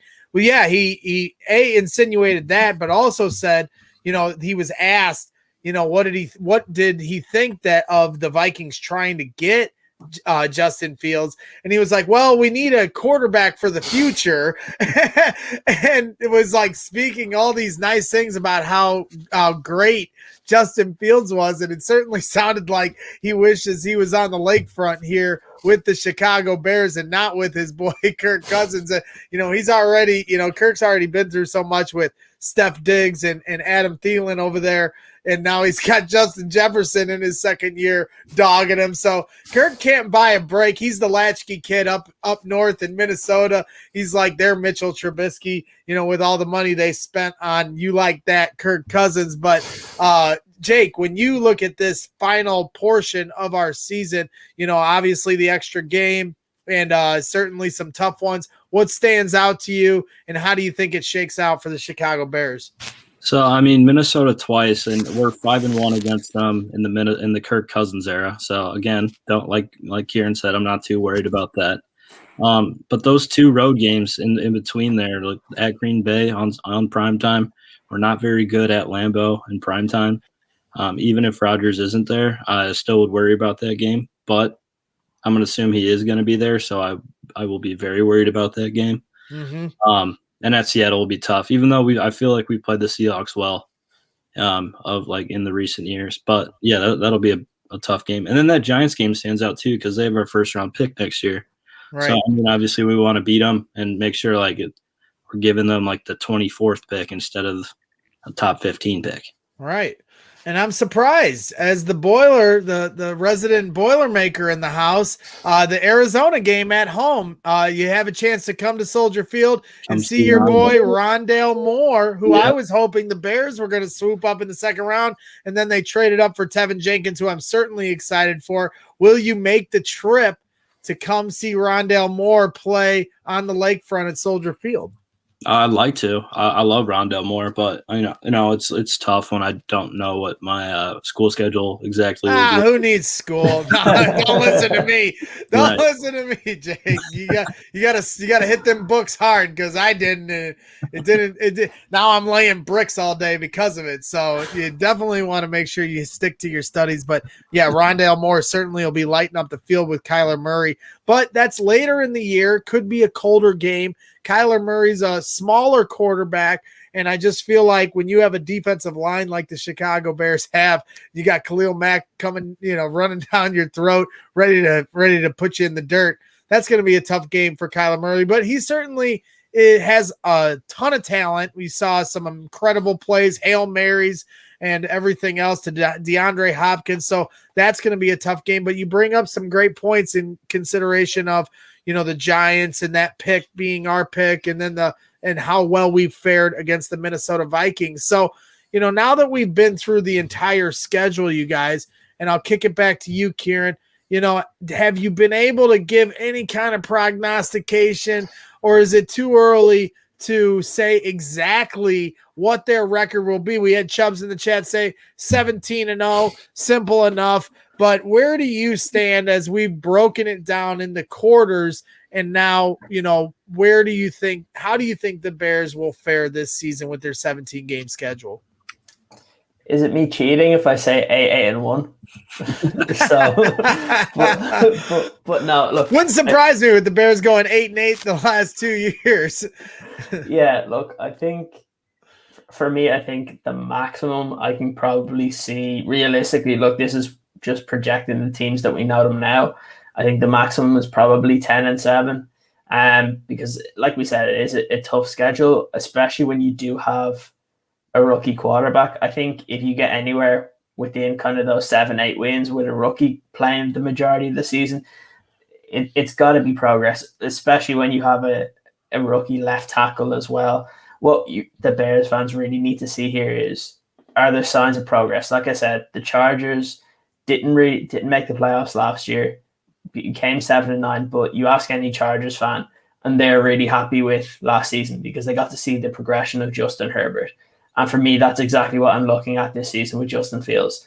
I just want to see progression to where we can go to the end of the season and say, okay, we know who our franchise quarterback is. And if that happens, I think regardless of what the record actually is next year, I think as a Bears fan, I'll be happy. I can probably see between 7 to 10 games where they would possibly win. Again, it can just depend on injuries. Like I said, for all we know, there could be an injury to Kyler Murray, and then the Arizona game appears a lot more favorable to the Bears. Same thing for the Steelers. Do you get them when they're playing really well, like early on last season, where I think they went 9-0 and then proceeded to lose 5 games pretty much straight? So it's a difficult one, but I would probably say the range that the Bears are looking at is between kind of 7 to 10 games. Okay. Yeah. And I think a lot hinges on the quarterback. If it's Andy Dalton, for me, before we get to Jake's answer, I think it's 7 to 8 games. If it's Justin Fields, that means he's ready. And that means the Bears are ready to win 9 to 10 games, maybe more if they get really hot. And as Kieran points out, different things fall your way. That's why, people talk about strength of schedule. All that can be thrown out the window because it's a week to week league. Who's available? The matchups are key. That's how it all unfolds. It's not looking at the schedule. I used to, back in the day, 10, 15 years ago, I'd look at the schedule and obsess about how it was going to unfold. But then when the season starts, you forget, 5 teams that were terrible end up being good, and 5 good teams from the prior year end up being bad. That's how the NFL is every year. And then you have all the injuries too. So by the end of it, you're looking back and you're like, it's not what you thought it was. So to me, strength of schedule is silly when you consider that. Jake, before I kick it to you, we got Chubbs in the chat telling me I got to stop bringing up the Boilermakers because he harasses me. Luckily, he only harasses me in the DMs, and he's off Twitter for now. I wish he would come back, but he's off Twitter. When the Purdue lost, he wouldn't even give me a minute. My little boiler heart was broken, and he was digging into me right away. He sends me stone cold gifs of stone cold laughing in my face. He just rubs the dirt in my face. And that's the kind of stuff I'm talking about with Bears fans. We're just mean. We're mean-spirited, and Chubbs is at the head of that. So I will stop talking about the Boilers. But, Jake, when I kick it to you, where do you see this season unfolding now that we've broken it down into all 4 quarters with the extended 17th game? I was going to say the exact same thing, 7 to 10 wins. Like Kieran said, if the Bears go 8-9 or 7-10 this year and Justin Fields kills it like Herbert did last year, we'll take that year. But here's the thing: would the Bears take that year? Because the Chargers had that season last year, and they fired Anthony Flynn. So I think Nagy is safer than Pace, but we'll see. That's just something that we're gonna have to see play out. Well, that's interesting that you say that, because I think it's the reverse. I think that it's Pace, or I think it's Pace that's safer than Nagy at this point, because Pace showed that he learned from his mistakes and got Justin Fields at the right spot. And while, albeit it might have been some luck involved, it takes luck. Look at the Chiefs. They got lucky that Patrick Mahomes fell to where he did, even though they did have to trade up and give up a first-round pick to get him. So take some skill, take some luck, but now Pace is really building this team. He swung and missed on the first quarterback, but now it looks like he might have hit one with this, and it's still yet to be determined. Now, if he completely implodes, which we're all not even in the stratosphere of talking about, then you're right. But I don't think that's going to be the case with him when you consider his IQ and his pedigree and everything else. But for Matt Nagy, to push back on you a little bit on that, to me, I feel like Matt still has a lot to prove as a play caller and getting back to being a leader. He rejuvenated this franchise with the club dub and the vibes and everything else, but a lot of that stuff ran dry these last couple of years. And now I think the team is rejuvenated and ready to rally around their new quarterback. But Matt's going to have to play this right to get this team back on track. And then he's going to have to prove to not only the fan base, but the team that he can call plays correctly. And, he's had all sorts of excuses. The line was hurt for Nick Foles, and Trubisky wasn't good enough, couldn't run his offense. Now he doesn't have any more excuses. He's got the studded left tackle ready to go in, Tevin Jenkins. He's got the primetime quarterback. He's got all these playmakers across the field. They brought in Damian Williams, the running back from Kansas City, to go along with Tariq and David Montgomery. Tariq will be returning. He's got Allen Robinson still in-house. Cole Kmet made all these plays at the end of last year with the terrible Mitch Trubisky. So imagine how good he's going to be with Justin Fields. So to me, now Matt doesn't have any more excuses left. And Waddle said he has a 3-year leash. I think he'll get away with it for this year and can pin it up to development or blah, blah, blah. But he's got 2 years to figure this out, and then he's gone if he doesn't. But I want to be positive about this. I'm not prognosticating that it's going to not work out for Matt or Ryan. I root for them to figure it out just as much as I rooted for Mitch to figure it out. And maybe Ryan Pace learned from his mistakes. And now I'd like to see what Matt Nagy has learned, because, he hasn't had the run game figured out. He once said after a game, I didn't come here to run the I formation. Like, no, you didn't come. We didn't bring you here to run the I formation, but you still have to run the I formation, especially on 3rd and 1 when your running back is bulldozing guys, and then you pitch it to Cordero Patterson to the short side of the field. I'm sorry. You can talk about the quarterback all you want. That's terrible. And then you do it. He did it like 5 times. He didn't just do it once. He did it again and again and again. And, the definition of insanity is repeating the same mistakes over and over. So those are some of the signs that scare me, that I want to see him learn from and overcome. And I'm certainly rooting for that. Like I said, everybody thinks I'm a Mitch Trubisky ball washer, but I'm a ball washer for this entire team, ladies and gentlemen. So Matt Nagy is my guy, and Ryan Pace is my guy, and all these guys are my guys. That's how it works. As you see Bearman in the background of the screen back there. So I certainly am excited to see how this all shakes out. It's an exciting time for Chicago Bears fans. We finally have found, our identity and our direction for our franchise. So that's what we should be talking about. I agree. Skokan, the Hokage. I don't know what that, but I agree. It's impossible to predict truly until we know who the quarterback is and when he's going to start. Because I don't think anybody here thinks that Justin Fields won't start at all this season. It's just a matter of when.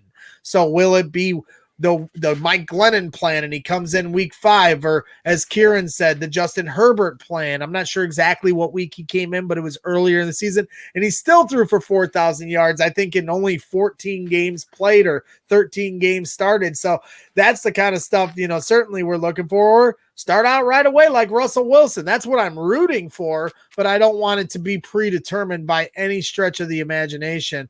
So it'll be interesting to see how it unfolds, to say the least. We've kind of barreled through this now. We've been going for an hour and a half strong. Why don't you guys, and I'll start it with you, Jake. Why don't you give your final thoughts as far as what we've talked about tonight and what you look forward to as the season gets near? I'm mostly excited for the Justin Fields era. I hope he starts week 1. I don't know if he'll be ready, but if he is ready, let's do it. I think he's the man, and I think you're going to see a lot of navy blue #1 jerseys around the Chicago area. So that's what I'm looking forward to. And I think the schedule looks fun. Let's do it. Go Bears. Absolutely. Go bear down all day, every day. Jake, you reached out to me a few days ago, and we're familiar with each other, being from the region, Crown Point High School alums. And, I was in the stands. I used to harass the Crown Point basketball team. I still do from time to time, working for Region Sports Network. So I can't be as loud as we were when we were on the sidelines, trying to yell at the refs and tell you guys when to shoot and not to shoot, like we know what we're talking about. But, I appreciated when you reached out. You talking about working in communications and you want to do some different things in the sports media realm, and you're always welcome here on Brags and Stands. So what this is all about, it's about bringing fans in the stands and getting their perspective. We're no experts here. We're fanalists. I can't speak for Kieran here, but that's how I represent for myself. I'm not an expert. I'm just a fan in the stands, and I enjoy, interacting with everybody. And so you're always welcome here, and we'll definitely talk offline about some different ideas, and you can always help, and like I said, it was flattering for you to reach out to me in that way. And I certainly want to try to help you in any way that I can. And David Kaplan once taught me, lift as you climb, and Sylvie too. Those guys have always had my back. So I'm going to make sure I always have, other people's back that need the help. Kieran knows I have no problem sharing people's content along or anything like that. To me, that's what Twitter should be all about. There's a lot of toxicity on Twitter and Bears Twitter alike. But to me, Twitter is about people coming together. And that's what I love about sports and music, is bringing people together and trying to promote positivity. And so that's what I try to do. So I appreciate you reaching out to me, Jake, and we'll definitely continue to do some work here going forward in the future. Obviously, you're a Boilermaker. Yes, Chubbs, I brought it up for the 19th time on this show, but you can definitely be a part of all our Boilermaker talk, and we'll have to bring you on when Sasha's on, and you'll have to give us some good Stefanovic backstories from back in the day. Get some dirt on him on here once and for all on this show. So, Jake, again, appreciate all your time. I'll put you backstage here. You're welcome to hang out, or if you need to jet, you're also welcome to do that. But I'm going to let Kieran get his final thoughts in. All right. Thanks for having me. Of course. And that is Jake McAllister. And now we are wrapping things here with Kieran from the Irish Bears Show at Irish Bears Show. Make sure you guys follow that. They do a lot of fun shows, live show just like this on video, live to viewers, and they do shows all the time. He's been busy here these last couple of weeks doing draft coverage and Justin Fields mania, so make sure you guys are watching his content. If you're watching it here, you'll certainly enjoy what these guys are putting out all the way across the globe, in Ireland. So Kieran, again, appreciate all your time tonight and your thoughts and your breakdown of what you think is to come for this Bears schedule. But, give us your final thoughts and impressions after the discussion we've had and the upcoming Bears season. Yeah, I think what you said there about Bears Twitter, of what it should be what the fan base should be like, that we should all be together. For too long it's been where we've been so divided. I know it happened with Mitch, but I think this is the first time in a long time that I think everybody has kind of been pulling from the same. Cutler too. Yeah, pretty even. You even go back to Grossman, like pretty much every quarterback that we've had, there's been the two sides, and I think this is the first time that you've seen pretty much each end of the fan base kind of come together on this. So that's always something that's really positive to kind of see. It's the first time in a long time, I think probably since the Khalil Mack trade, that everybody kind of has come together. And it's interesting. It's one of those that I've been just kind of harping on, trying to make sure that we would get Justin Fields, and the fact that we have a huge Ohio State football fan. So the fact that we got Justin Fields, getting to enjoy watching them in college, and now get to have him on my favorite team is always good. And just because Chubbs is in the chat, I'm just going to say go Boilers, and just so he can be a little bit more pissed off. But yeah, it's been great being on talking to you, because it's always good to talk about the Bears, because again, that's all we can talk about right now, because everybody is full of excitement. Yeah, I completely agree. As Chubbs taunts his Go Illinois, who also got ousted in the tournament, but they won a few games, so I can't talk too much smack. But I completely agree with your sentiments. We should all be coming together now. Let's stop kicking the dirt in the face of Mitch Trubisky, kicking the dirt in the face of Charles Leno as he just signs with the Washington football team. Let's bygones be bygones. We got lucky.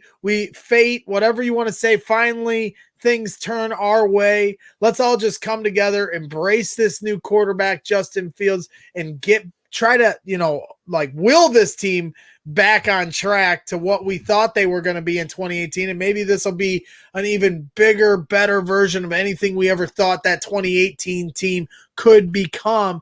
And, for me as a Cub fan, there is vibes in the stands that are, palatable. And to me, when you have a negative fan base, and I saw this for decades with the Chicago Cubs, and you'd go to games, and I went to Game 7 of the NLCS 2003 against the Marlins, and after the Steve Bartman game, the vibes, the nervousness, the not believing, and that stuff is real. And when you just get behind and you believe, you don't boo your team into the halftime tunnel. You root them on. You tell them, come on, pick it up.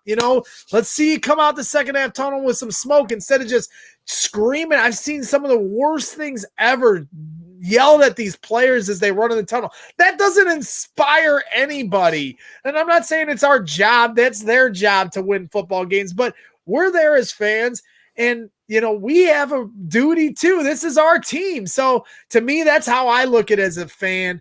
And we all need to come together, embrace this team, start getting those vibes. When Cody Parkey, I don't ever want to bring his name up ever again, but when he lined up for the kick, you could feel it in the entire stadium. I was there with my co-host, my great friend, Jake Ovanek, who does such a great job on the show, producing the graphics you see in front of you. We all, after he made the first one barely and then they iced him, everyone in the stadium was like, he's gonna miss. And then guess what? He did miss. And I'm not saying that we're the reason. Cody's the reason for that, because he wouldn't go practice at Soldier Field. But that energy is real. And when we finally get that positive energy, and a lot of times it's the team and the players that dictate that energy. It's it when you see it, and it when you feel it. And I knew the Cubs were going to win the World Series in 2015 eventually with that team, and they did. And so I'm hoping that we feel that same energy, those same vibes with this Chicago Bears football team. You know it when you see it, you know it when you feel it. And I hope we feel it right away at training camp, but I'm willing to be patient, even though I want things to get going right away. 17-0 from Chubbs. I'm totally step for step with him in that regard. Let's just walk off into the sunset. We'll let the 72 Dolphins or whatever year they went perfect. Let's put them to bed and let's start a new era. Johnny B is my co-host.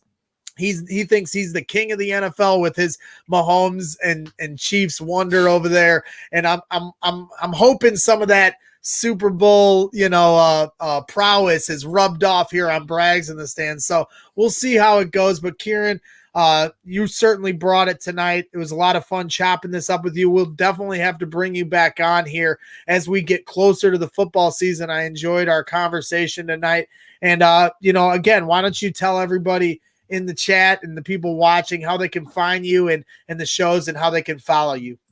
Yeah, absolutely. You can follow us on the Irish Bears Show. So you can just search that up on YouTube. So we basically have live shows every Wednesday and every Thursday evening. And then we will be having a fan show every Saturday as well. So just get involved. You can listen to it on pretty much all the audio kind of media platforms. So if you want to go on Apple Podcasts, Spotify, Google Podcasts, but I guess the easiest way to kind of get linked up with us that are on the show is just follow us over on Twitter. So at Irish Bears Show, and we're the same as you. Anybody that asks us to kind of retweet any stuff out, we do that. We engage with every kind of fan, and we like to take comments in kind of our shows, and we usually will ask our guests what people want to know about as well. So do get involved, because we've only started for probably about 2 months because we've rebranded everything. So make sure you do go over there and do subscribe to the Irish Bears Show over on YouTube.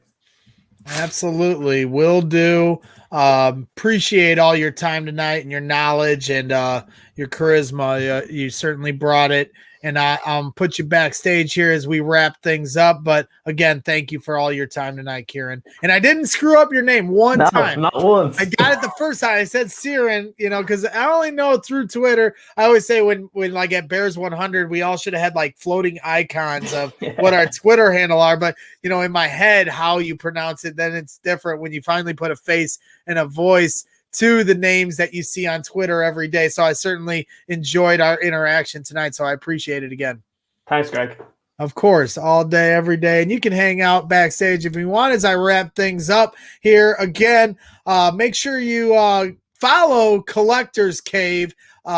Again, I started the show off with this. We're partnering up with these guys. They're from the region as well, Jake. And, they do some great work. They have lots of memorabilia you can get on their store. And we're doing the giveaway, as I mentioned. And all you got to do is follow Collector Cave and retweet this tweet on our Braggs in the Stands account on Twitter. It's almost got 1,000 retweets already. It's pretty wild how that's taken off.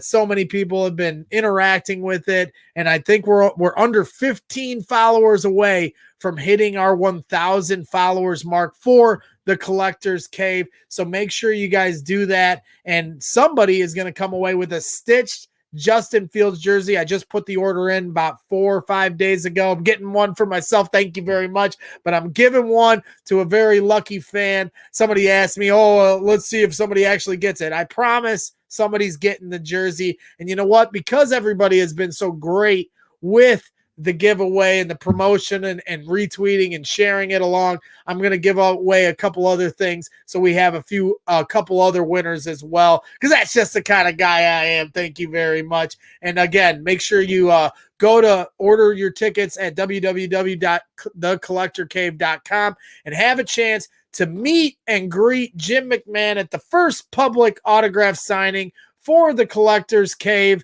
They're going to be doing it in Maryville, Indiana. If you're from the region, you certainly have a chance that you can come and see him and shake hands with a legend of the Chicago Bears. So make sure you're doing that. And again, before I finish this night off, we got the promotional stuff.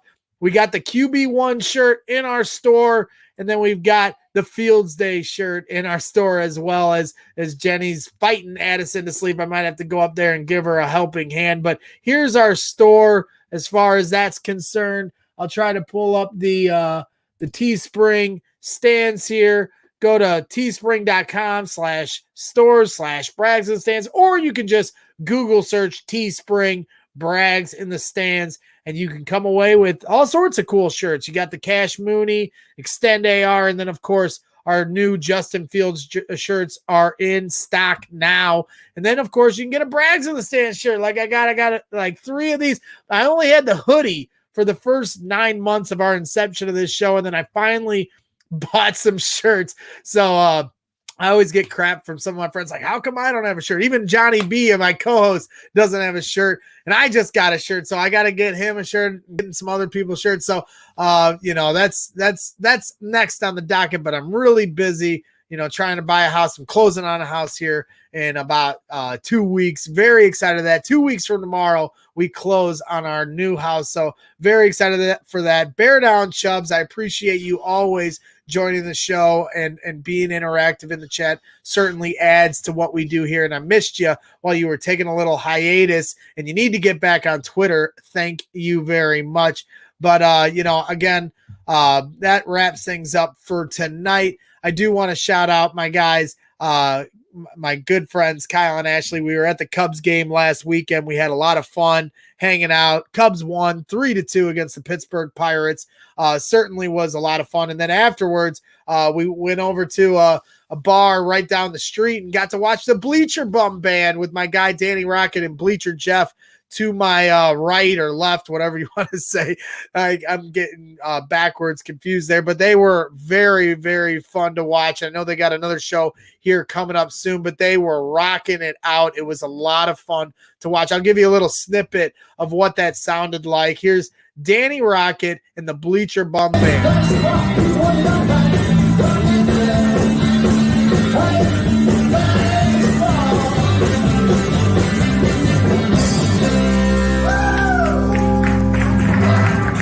True, he does. Yeah, he hates. There's Danny Rocket. Again, shout out to those guys. They're a lot of fun. They do a lot of Cubs parody songs, and then they do other stuff, and really, really fun show to go to after a Cubs game. And it was just so refreshing to be at a live music event after a Cubs game. We're drinking, we're having fun. It's been a long time since we've been able to do that and just be with the masses. And then also, Johnny B and I, my good friend and co-host Johnny B, are going to be at the United Center tomorrow night for the Bulls versus the Raptors. Only 2 more chances for Bulls fans to go at limited capacity to a Bulls game this season. And then 5 months from now, hopefully they reopen the doors at full capacity for fans. But tomorrow night, me and Johnny B are going to take in a Bulls game, and yes, it's probably a sad end to the season. If you were hoping they'd make that play-in game, doesn't look like they're going to do that. But hey, maybe they get lucky like the Chicago Bears and they get a lottery pick, as you see fans back in the stands, and they're socially distancing the seats still, very limited capacity. But regardless, United Center is one of my favorite places to go, obviously, along with all the great Chicago sports venues that we go to. So looking forward to that tomorrow night. If you're going to the Bulls game, let us know, and maybe we'll come find you and say hi. But that's what Brags in the Stands will be up to tomorrow night. So make sure you're following along on Twitter and Facebook. Most of the content will be on Twitter, and I'll give you some coverage of the sights and sounds at the Madhouse on Madison, the house that Michael Jordan built. Thank you very much. Another guy I want to give a shout out to is our guy, Doug Plank, who came on the show last week with Tom Waddle, as you saw, to start our show. Doug Plank is just such a great guy, and I encourage anybody that's still watching this show to go back and watch, if you haven't already, our previous show with Tom Waddle and Doug Plank sharing the stage. At one point, it was just Tom Waddle and Doug Plank on Brags in the Stands by themselves without Greg babbling and rambling. It was just the two Bears legends trading football stories, which was very cool for us here at Brags in the Stands. And then Doug, I mean, to his credit, this guy calls me the next day and he called right after the interview, which we aired live on our show and we shared his thoughts with, but then he called me the next day to thank me for how much he enjoyed being on the show. And like that for me was just like, I can't even like put into words what that means to me as a fan of the Chicago Bears. Obviously I never saw Doug Plank play, but I understand how important he is to this franchise. So, for him to like appreciate what I do here at Braggs and Stands and have him calling me to thank me was very humbling and gratifying. So again, I want to thank our guest tonight, Kieran from @IrishBears Show. Make sure you're following him along, as he said, on his YouTube channel and on Twitter. Kieran was a great guest tonight. And then my guy, Jake, definitely want to say thank you to Jake McAllister from the region, Crown Point High School alum, and now at Purdue University. That's right, Chubbs. I brought it up again, but that's where he's from, so you just can't stop me. But appreciate those guys coming on tonight. Really enjoyed their time. And Bear Truth 9 is in the chat. So, yes, those guys definitely had the energy, and appreciate you guys all. Chubbs 82, Justin Crenshaw, Bear Truth 9. You guys hanging out all night long. And, we had some new people showing up. So Skokan and everybody else, you guys are always welcome here. Of course, Mike, the bricklayer, he was saying earlier that his birthday falls on Thanksgiving once every 4 years. So maybe this year it does fall for him on his birthday. So, or not, but either way, my birthday's on November 29th. So we have birthdays that are very close to each other. Sagittarius in the house. Thank you very much. So a thank you to everybody, Matt Mahalski, everybody that hung out in the chat tonight.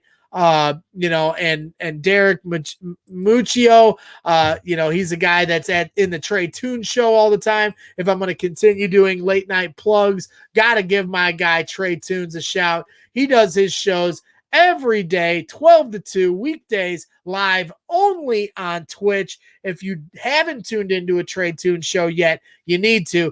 He not only does 5 shows a week from 12 to 2, Monday through Friday, but he also does some late night shows, Friday night shows, Saturday night shows. This guy is the busiest man in showbiz. He's show business. He's giving Cap a run for his money in that regard. So make sure you follow Trey Toons on Twitch.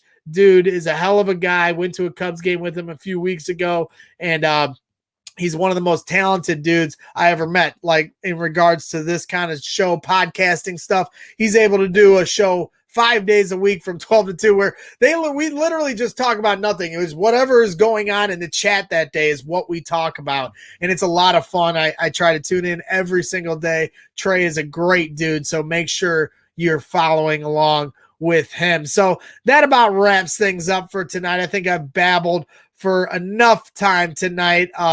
Nothing else that I think I've missed or needed to cover. So that's it. I think the Bears with Justin Fields have a chance to win 10 plus games because I'm all up on the hype train, lost in the sauce of our 2021 draft class with all these talented players they've brought in with Justin Fields and Tevin Jenkins and everybody else. It's seriously it's a new era. Daz Newsome from North Carolina, a late round wide receiver. Hey, Darnell Mooney, Cash Mooney, as we have in our store. Look how well he turned out. Ryan Pace certainly knows how to find those wide receiver gems later in the draft. So I have no doubt Daz Newsome will be making plays for us here coming up this year. So it's really exciting stuff. All things looking up for the Chicago Bears. So we're back. Braggs in the Stands will be back in Soldier Field September 19th, 2021. The countdown is on. Bears versus Bengals. I cannot wait. And if you're going to the game, please let me know. I'll be tailgating somewhere. Don't know where yet, but I'll be out and about as I always am on game day. And I hope you guys are there. And I'd love to meet each and every one of you here still tuning in. Certainly excited for that. Me and Bear Man will be kicking it in the tunnel where the Bears are running out. And if you're in the stadium, make sure you come find me. Cannot wait. Cannot believe I'm saying those things. We're finally getting back to normalcy. Capacity starting to open back up in all these different venues, bars, arenas, everything else. And I think by the 4th of July, I think all bets are off and we'll be back to 100% capacity. But that's my prediction. I'm getting my second shot of my vaccination here on Monday, full disclosure. So I'm almost fully vaccinated, and I know a lot of people are getting out there doing that. So I think that's a big part of whether or not how much is going to be at 100% capacity here going forward. But I think eventually we'll be there no matter what. So certainly looking forward to all those things. So that wraps things up here tonight for Brags in the Stands. Impromptu show for the schedule release. Got all excited while I was at the gym. Wanted to talk about it. And again, shout out to Kieran from the Irish Bears show, and shout out to Jake McAllister, my guy here from the region, for coming on and giving some content and giving some conversation to the show. So that'll do it for tonight. I have rambled for enough, and this is Brags in the Stands. We're sounding out for tonight. Have a good night, ladies and gentlemen, and always bear